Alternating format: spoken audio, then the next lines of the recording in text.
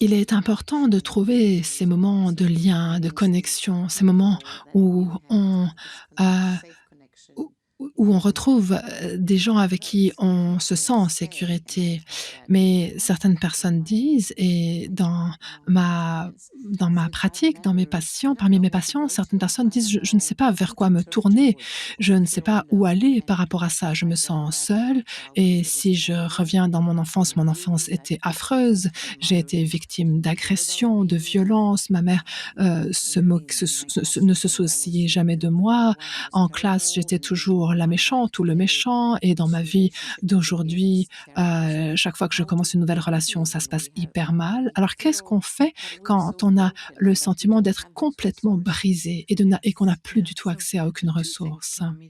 Alors là, j'ai 2 choses qui me viennent immédiatement à l'esprit. La première, c'est si je suis le thérapeute de cette personne que vous me décrivez, eh bien moi, j'offre cette expérience à cette personne. Mon système nerveux est, un système nerveux régulé de façon prévisible sur lequel la personne peut compter.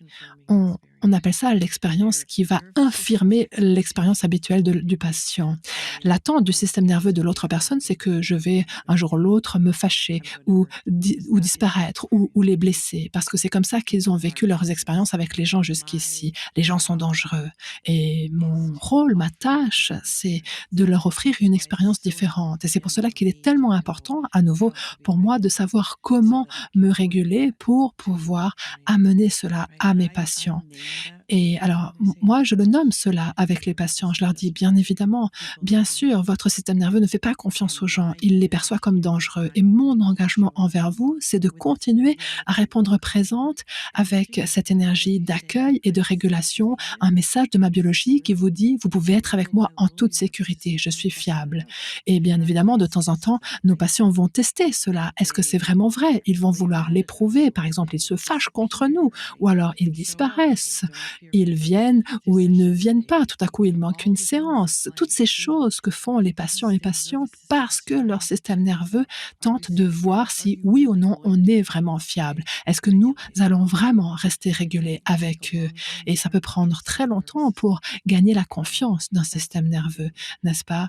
Mais c'est cela que nous faisons. Notre rôle, notre tâche, c'est d'être une connexion régulée et sûre et sécure pour ces gens. Et une autre chose que j'aimerais mentionner, c'est que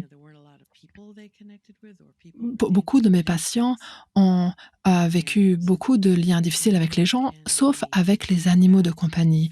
Et les animaux dans la vie peuvent être le premier endroit pour certaines personnes où ils ressentent un sentiment de prévisibilité, un lien qui est accueillant et prévisible pour eux. Mais oui, en effet, nous leur offrons une nouvelle expérience possible, pas seulement à travers nos paroles, notre façon d'être, mais aussi d'un système nerveux à l'autre. Et je crois que lorsque nous comprenons cela, lorsque nous le nommons avec nos patients et que nous les aidons à le ressentir, vous savez, quand on peut lui dire: «C'est comment d'être ici avec moi? En quoi cela est différent dans votre ressenti d'être avec votre mère ou votre partenaire? Qu'est-ce qui est semblable et qu'est-ce qui est différent?» Parce que le système nerveux cherche constamment à comparer et à établir des contrastes. Donc moi, je pose constamment la question: qu'est-ce qui vous semble dans votre ressenti semblable par rapport à cette d'autres expérience et qu'est-ce qui vous semble différent? D'accord? Parce qu'il faut vraiment que cela soit conscientisé de façon explicite et nous cherchons des différences subtiles. On n'a pas besoin bien sûr, on cherche à voir arriver un gros changement. Par exemple, moi, j'ai un objectif dans la vie et je sais que le changement, il sera là, alors que moi, j'en suis ici. Et la personne me dira: «Mais je veux être là-bas, c'est là-bas que je veux être, juste là-bas. Est-ce que je peux juste sauter jusque-là directement?» Allez, le cerveau dit: «Bien sûr, vas-y, fais ce truc et tu seras là-bas». Le système nerveux dit: «Attends, pas si vite. Tu devras d'abord faire ça, ça, ça, petit à petit, petit à petit, petit à petit et après tu te retrouveras là-bas». Mais ça demande de la persistance, de la persévérance et de la patience et ça, c'est dur pour nous, c'est dur pour nos patients. Donc ce que nous faisons avec nos patients, entre autres, c'est de remarquer ces tout petits changements, genre: «Ah, là, vous n'avez pas répondu, pas réagi exactement de la même façon. Car cela nous permet de garder l'espoir déjà pour nous, parce qu'avec certains de nos patients très difficiles, on se demande si un jour on arrivera à cet endroit-là. Mais quand on pense à toutes les petites choses qui se sont déjà produites pour ces gens-là, on se dit: «Ah, on avance, on va dans cette direction» et donc ça, c'est très aidant pour nous et c'est vraiment important pour nos patients, n'est-ce pas? Quand on regarde la fréquence et l'intensité de leur façon de réagir et la durée aussi de leur réaction, parce que fréquence, intensité et durée sont ce qui change lorsque le système nerveux commence à se réorganiser.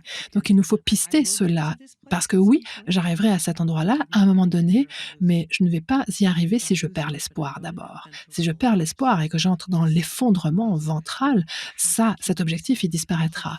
Je dois rester dans l'espoir et l'espoir n'est possible que à partir de la sécurité et de la connexion du ventral. On ne peut pas être dans l'espoir quand on est en mode survie. Pas parce qu'on ne veut pas.